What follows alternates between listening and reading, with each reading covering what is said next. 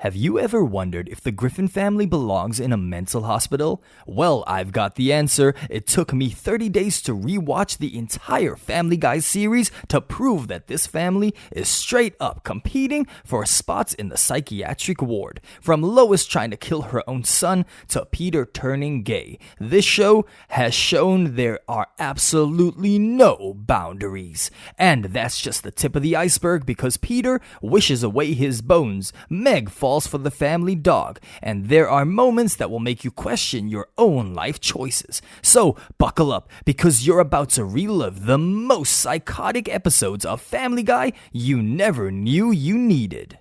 Number 1. Let's start with Meg's social life, which is basically a potato on a lazy Sunday. No movement, no excitement, but everything goes completely nuts when she falls head over heels for Brian. And no, it's not some charming guy, it's the family dog Brian. That's right, a teenage girl is romantically obsessed with a dog. Because why not? This show stopped caring about boundaries years ago. The madness begins when Peter, proving once again he's a walking felony, steals a giraffe from the zoo because, of course he can. I stole it from the zoo. Meanwhile, Meg, fresh off being ignored by humanity, gets desperate enough to ask Brian to her prom. Brian, likely under the influence of alcohol, agrees, thinking that it'll be harmless. At the prom, Meg kisses him, sending Brian into a world of regret, confusion, and probably the need for therapy. But for Meg, this is just the beginning of her canine love saga. She goes full psycho, stalking Brian, writing him deranged love notes, and fantasizing about their future together, like she's starring in a dog-themed rom-com that nobody asked for. She even baked a pie with her hair in it. I mean, forget therapy. Brian needs witness protection at this point. Her room turns into a shrine of Meg plus Brian forever photos. And she tops it all off by kidnapping him. Yep, she's locked him in her room and tries to kiss him again. Brian, having had enough of all of this Silence of the Lambs nonsense, rejects her advances, officially cementing this as one of the most uncomfortable episodes ever. Oh, and Peter? Well, he joins the police force and promptly shoots Lois in the arm by accident. Oh my God, Lois, I hit you. I know. Now stick your finger in there and twist it. Naturally, Lois is thrilled about this because in this house, nothing makes sense anymore. Number 2. If you thought Meg falling in love with Brian was the height of Family Guy's insanity, well, think again. In the next episode, Brian and Stewie, the writer said, what if we locked these two in a bank vault and just let the weird happen? What follows is 22 minutes of bodily fluids, questionable life choices, and the kind of trauma you just can't unsee, because Brian casually revealed that he's been keeping a dead bird in his vault. You have a dead bird in there? What are you going to do with that? Sure, some people keep jewelry or legal documents, but not Brian. Nope, this guy's out here stockpiling roadkill like a psychopath. Meanwhile, Stewie decides to humble brag about dropping $3,000 on a sweater. Cute, right? It's Tom Brown. It was over $3,000. You spent $3,000 on a sweater? A baby with $3,000? What's next? A gold-plated pacifier? The entitlement is strong with this one. But then things go from weird to call a therapist when Stewie announces he's got a dirty diaper and demands that Brian cleans it by eating it. And here's the wild part. Brian does it. That's right, man's best friend becomes man's worst janitor. Watching Brian choke down diaper stew is one of those moments where you question not just the show, but also your life choices. And just when you think it can't possibly get any worse, Brian eats his throw up. Twice. At this point, It's less comedy and more how much can you stomach before you tap out. But wait, there's more, because Stewie, who clearly thrives on chaos, decides this is the perfect time to ask Brian to pierce his ear with a needle. I want you to pierce my ear. Let's do it. Because when you're locked in a vault, surrounded by feces and vomit, it apparently is the perfect time for a fashion statement. Number 3. After surviving Brian and Stewie's nightmare in the vault, the list shifts to Peter, who somehow gets his hands on a genie. Naturally, instead of wishing for world peace or even something mildly intelligent, Peter wastes them in the dumbest ways possible. First wish, he wants to see Kelly Ripa off set. Why? No reason, just pure Peter Griffin logic. Then, for his second wish, he decides to have his own theme music because walking around with a personal soundtrack is definitely going to fix his train wreck of a life. Your second wish? Oh, I got just the thing. I wish I had my own theme music. Done. Peter dances his way through Quahog like a human jukebox, annoying the crap out of everyone, including a terrifying guy on the bus who looks like he's one bad note away from committing a felony. But just when you think Peter might salvage his third wish for something meaningful, I wish I had no bones. Done. he blurts out the dumbest request imaginable: to have no bones at all. That's right, Peter wishes himself into becoming a human puddle. Now, Boneless Peter becomes the ultimate burden for his family. Lois is seen dragging him around like a wet garbage bag, while Chris struggles to haul him up the stairs like he's carrying a sack of mashed potatoes. But when Peter overhears the family complaining about how much his gelatinous ass is ruining their lives, he decides to do the most selfless thing that he can think of: flush himself down the goddamn toilet. And where does Peter end up? In Hollywood. Of course, because if there's one place that'll hire a boneless idiot, well, it's Hollywood. He gets a job and starts living the dream, but soon realizes that fame and fortune can't replace the joy of annoying his family in person. Then, out of nowhere, a doctor shows up with a game-changing proposition: surgery to give Peter his bones back. And here's the kicker: the bones come from his family, who selflessly donate them to make Peter whole again. It's both heartwarming and completely fucked up, which is just the Family Guy way. And so Peter waddles back home, now fully boned in every sense of the word, and the first fan-inspired story comes to an absurdly satisfying ending. Number 4. The Griffin family somehow always manages to hit a new low, and in this episode, that actually proves that being terrible isn't just a habit for them. It's practically an Olympic sport. It all begins with Meg's birthday, which her family completely forgets about. And when they do finally remember, their solution is to throw together a party so half-baked, even Meg, who has zero standards at this point, looks completely unimpressed. But Peter, being Peter, doesn't stop at bad dad. He takes it a step further by swallowing a magician's scarf during the party. Well then, how about a dozen scarves? Not a piece of the scarf, the entire scarf. It's a moment so stupid it somehow overshadows the fact that his daughter is currently spiraling into a new level of neglect-induced trauma. And of course, Peter being Peter, he somehow manages to make the whole thing worse by casually joking about cutting off Meg's leg as some twisted way to make it all better.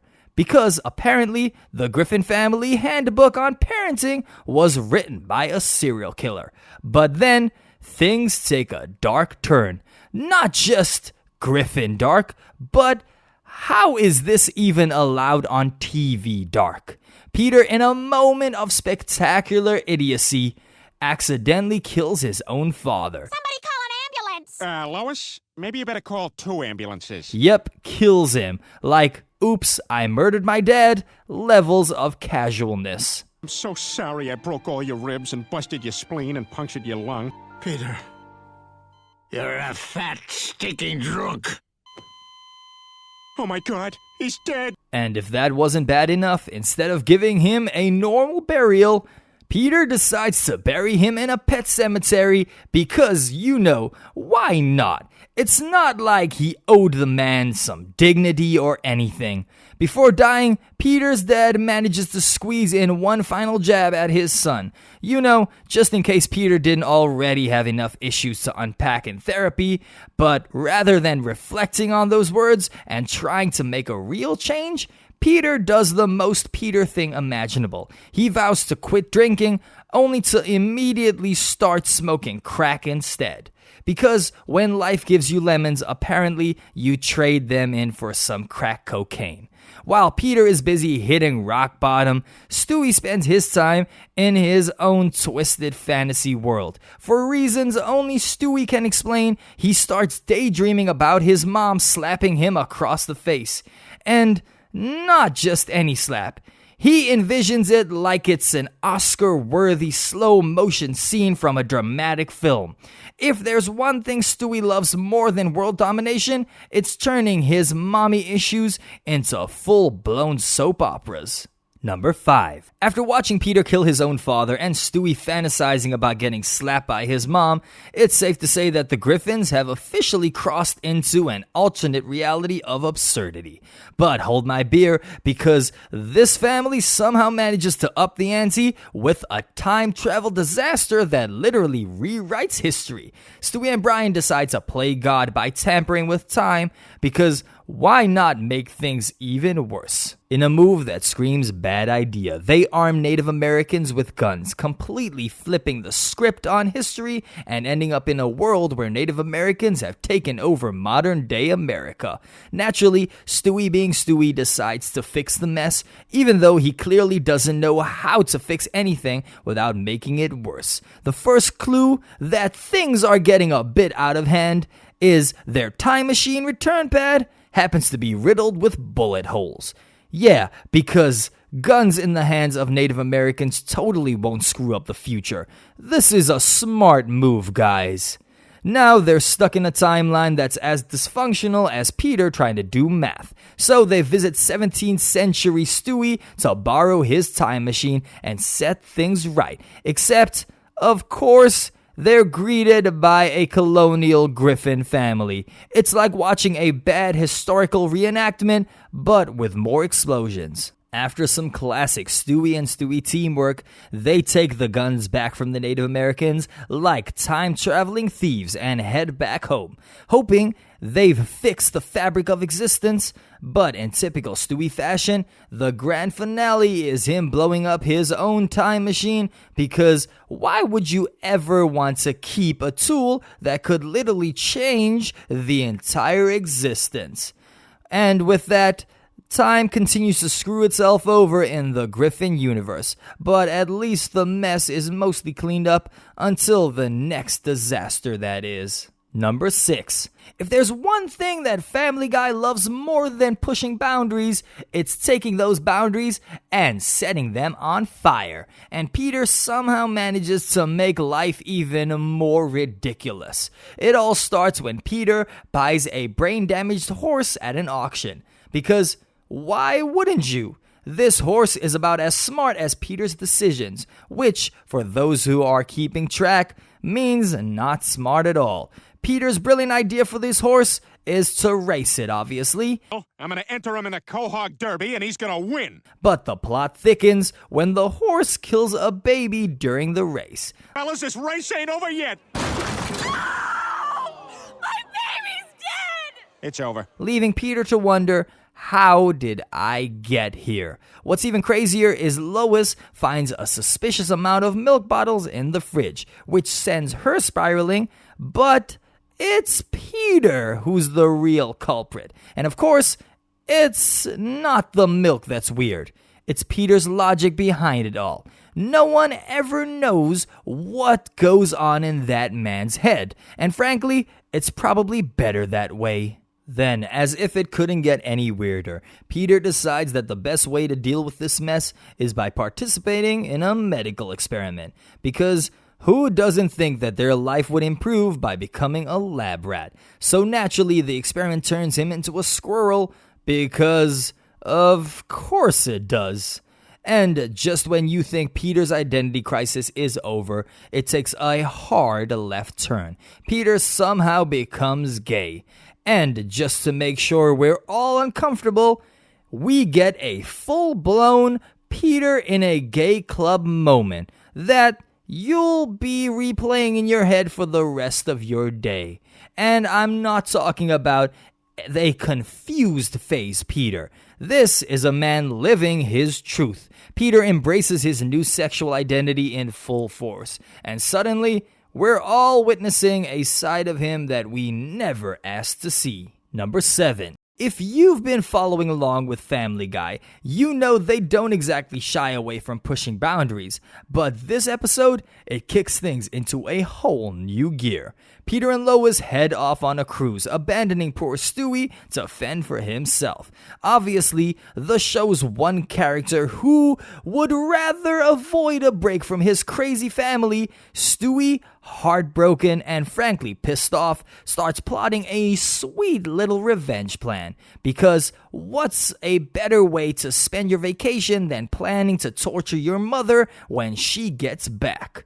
But don't think Stewie's the type to just sit around sulking. Instead of just whining about it like a regular kid, he takes matters into his own hands. He goes on the cruise himself, alone. What follows is an absolute masterpiece of Stewie logic, with him literally killing Lois while she's blissfully unaware of the death wish her son just signed for her. We're not talking about an accidental death here. This is cold-blooded murder courtesy of her diaper-wearing psychopath. As Lois's death is written off as an accident, sure, everyone buys that. Only Brian is suspicious enough to figure out it's Stewie behind this murderous plot. Stewie, did you kill Lois? And as he starts snooping around for evidence, Stewie, of course, is one step ahead. He's like the world's worst Sherlock Holmes. And with every shady plan disposal, Stewie hides the evidence right in the trash. My God. That does look like Peter's handwriting. There's no doubt anymore. Peter murdered his wife. But because this is Family Guy, somehow the whole thing gets pinned on Peter, as if the guy needed one more screw-up on his record.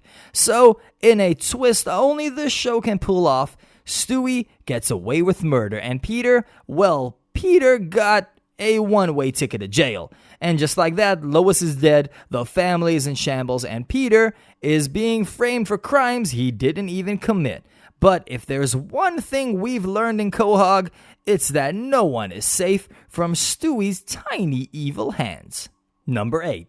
Now, after the whole Stewie kills Lois fiasco, you'd think things couldn't get any more psychotic, right? Well, Lois is back, and she's not just angry, she's on a mission, and let me tell you, this goes from 0 to 100 faster than Peter can forget about taking out the trash. So Lois comes back from the dead because in this family, even death isn't permanent. And predictably, no one believes her. Like, no one's even remotely concerned. It's the kind of dismissal that you'd expect from a family that lets the dog drink alcohol and a baby build a nuclear bomb in his bedroom. Lois, being Lois, doesn't take this lying down. She recounts the murder to them, and Stewie, ever the coward, runs off. Stewie's gone! Yeah, the kid can face an entire army, but when it comes to a pissed off Lois, he's out of there like faster than you can say mommy issues. Meanwhile, Peter's not helping at all. When Stewie threatens him, Peter does what any man-child would do. He starts crying like a little baby at a Nickelback concert. No, seriously, Peter turns into a full-blown emotional wreck, clutching his chest and sobbing at every moment. This is the guy who's been through literal life and death situations and yet can't handle a 3-year-old yelling at him. But Stewie doesn't stop at crying. He just casually kills Cleveland, yeah, the guy who's been nothing but a good friend to the whole insane family. Dead, just like that. No big deal. It's just what happens when a baby gets a vendetta. Then, as if things couldn't get more ridiculous, Stewie ropes the entire family up in their house. Literally ropes them up, because apparently the idea of a family dinner in Stewie's twisted little mind includes literal restraints. And hey, if you're going to tie up the whole family, why not do it in the most extra way possible? We also get a little sneak peek into Stewie's private life, and it turns out that he has a weapons stash hidden in his own room. I mean, who doesn't have a hidden room full of weapons when they're a baby? If you don't, then clearly you're not living right. There's nothing weird about a toddler with a full-on military arsenal. Nope, that's perfectly normal. Now, here's where the showdown finally goes down. Lois, fed up with all the nonsense and rightfully wanting to kill her psychotic child, heads to Stewie's lair. And no one does a dramatic standoff quite like Lois Griffin. She goes full Rambo, and it's the most casual thing ever. Of course, just when Lois is about to end this madness, Stewie, being the world's smallest psychopath, tries to shoot her right in the head, which is typical. But then, in a final plot twist, which we all saw coming, Peter, the walking disaster, walks in and saves the day like it's no big deal. He shoots Stewie, ending the whole ordeal. That's right, Peter Griffin, the guy who can't even get a simple breakfast order right, is the one who actually saves Lois. Only in this family does Peter become the hero, and even then, it's still by accident. Well, there you have it. Do you think the Griffins should be in a mental hospital, or is this just a typical day in Quahog? Let me know in the comments, and don't forget to like and subscribe for more chaos.